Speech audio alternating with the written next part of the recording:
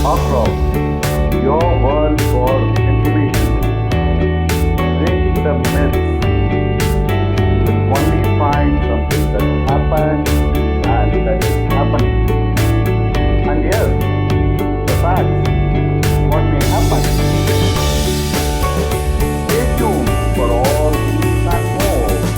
Across your world for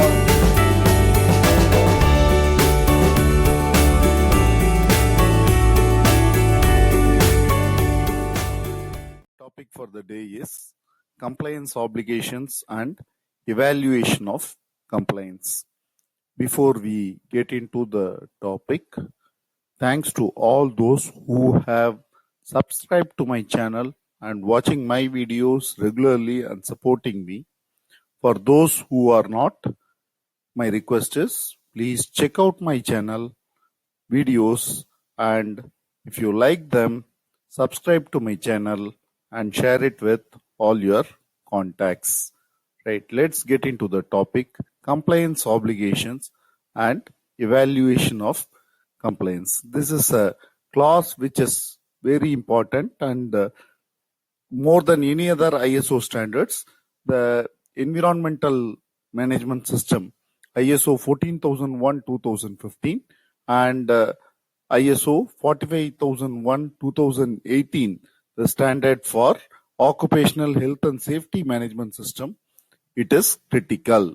It's an undeniable fact that one needs to develop a sound methodology for gathering information on legislation. We look into the environmental management system perspective. Legislation can cover discharges to air, land, water, and any other environmental nuisance or deterioration, as well as other factors related to operations. It could be related to packaging, it could be related to emergencies, it could be waste management, so on and so forth. Determining fact for the compliance obligations is the scope of the organization and the products and services and the activities of the organization.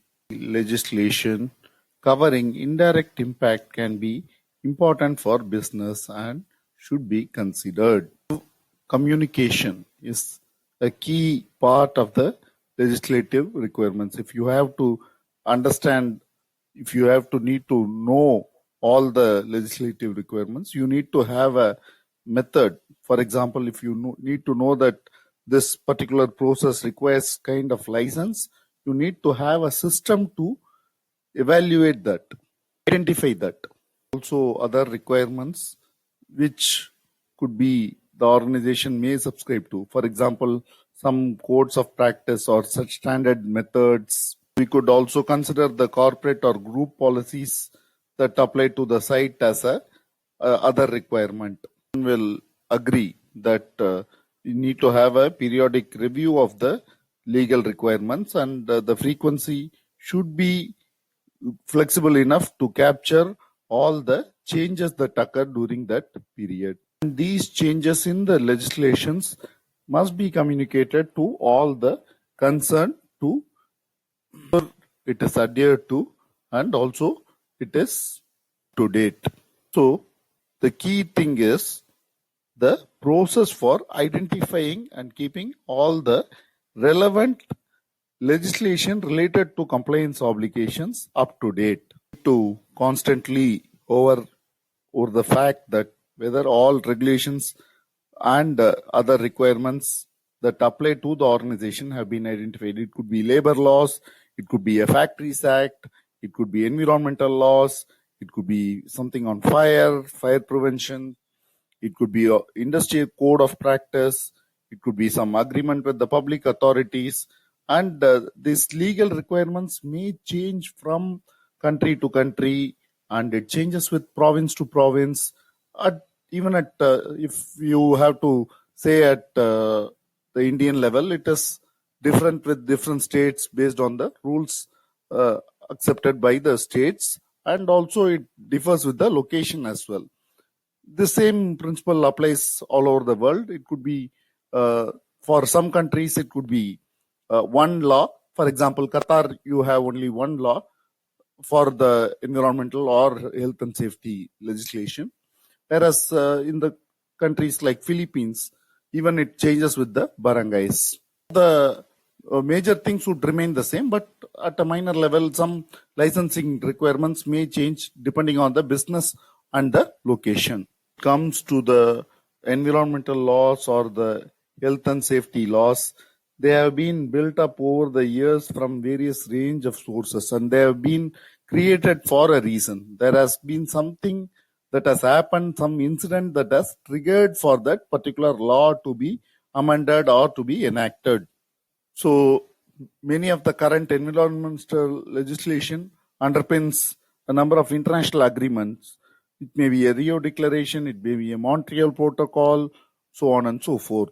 These are all required for a sustainable development, the development in which the future generation needs to get their share of things, and any present development should not affect the availability of resources for the future. Of course, the Montreal Protocol is among one of the most successful international agreement that has been implemented. 170 government worldwide follow these practices for controlling all chlorofluorocarbon CFCs, this hydrochlorofluorocarbons, HCFCs, and ozone depleting substances. Fluorofluorocarbons are also ozone depleting substances. The Kyoto Protocol or the Kyoto Agreement or the Montreal Protocol or the Rio Declaration, these trigger a lot of international laws which are framed and adopted by different countries in their own version, their own form. We'll discuss some of the common laws that have been enacted by most of the countries. The nations have something called an Environment Act. Most of the nations have adopted some common laws pertaining to labor, especially the protection of labor, their insurance, their employment, terms and conditions are also part of laws. Countries have this Environmental Protection Act, and they have a licensing system for that.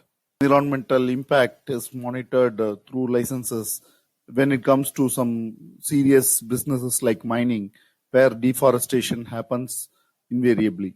Maybe the power generation through coal, where lot of coal have to be mined and they have to use for this. So the emissions to air and the discharges to water are controlled by laws. In most countries it requires a permit or license. Most of the countries are concerned with the landfills, and there has been some laws related to the management of waste, especially the hazardous waste. The purpose of the hazardous waste regulation is to provide an effective system for controlling the waste, especially the waste that are dangerous and difficult to handle. Once there is a mechanism to ensure that they are managed properly from the production point to the disposal or recovery. In most countries, it is appreciated when it is reused or recycled. There are two advantages here. One, the resource depletion is also reduced, and also the waste pollution is also reduced. We also have this packaging waste regulations, and it depends from region to region as the need and use. Most countries have restrictions on the usage of hazardous substance in electrical or electronic components as well. Some countries, they also try to control the substances like lead in any of the components. For example, the lead-free petrol is common thing. Petrol or diesel lead-free is the of waste. Electrical and electronic equipment also has been given direction by most of the nation states. Health and safety legislations like accidents are also regulated. Accidents, especially due to hazardous substances, are being regulated. There are transportation laws pertaining to every country, every region, and these laws are mandated into the production area as well, inside the factories as well. Countries have also enacted laws pertaining to the control of substances hazardous to health, COSH. This is the European or UK law, but there are similar parallel laws in other countries as well to control the effects of harmful chemicals. Generally, we use SDS or MSDS to understand the uh, toxicity or the nature of the chemical and how to get out if there is any kind of emergency or harmful situations. Best way to manage the compliance obligations and the evaluation of compliance is to have a comprehensive legal register. We need to have a strong brainstorming session to understand all our products and services and how our products and services, uh, how the legal things of the land are applicable to our products and services has to be understood, and they have to be drafted in a legal register. Be done by the organization itself, or there could be some legal expert or people who are expertised in the field of environmental law or health and safety law can be used as consultants as well. Step is to have a communication link with all the channels that enact the law and all the media that broadcast the changes or modifications in the law to ensure that the evaluation of compliance is in place. And this responsibility has to given to a single person or a team, and this team has to constantly monitor all the changes that are undergone by the legislations, and the immediate actions based on the changes has to be initiated immediately. As an auditor or as a consultant, if I go for auditing or implementation of environmental health and safety standards, the first thing is I try to understand the organization's product, organization's culture and organizational setup, to understand the kind of legislations that will be applicable to them. And this research is always important, and the research is never ending. It's going to be a continuous process. It's not a one time activity. It has to be done in a way that, see, we live in a dynamic world, and every laws are based on some reason or other. For example, the hazardous waste law has come because of a reason, because the hazardous waste disposed in improper way has resulted in health hazards all over. Laws are different from country to country, states to state, province to province, region to region, and this difference has to be understood and it should be referred, and a detailed understanding has to be gained to manage the compliance obligations. An undeniable fact that an understanding of the legal framework and the environmental laws or the health and safety laws that apply to an organization is a fundamental requirement of the organization or the auditee team or the auditor who has to audit that organization.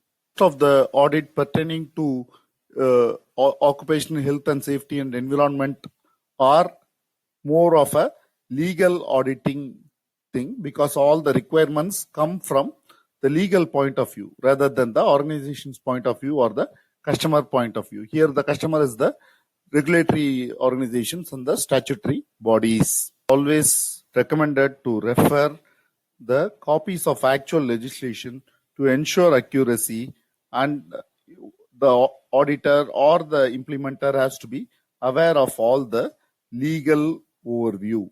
Test that audit is something done against some requirements. In this, the legal requirements, the compliance obligations, and how we evaluate the compliance on a regular basis is a key requirement that every auditor and the implementer has to understand.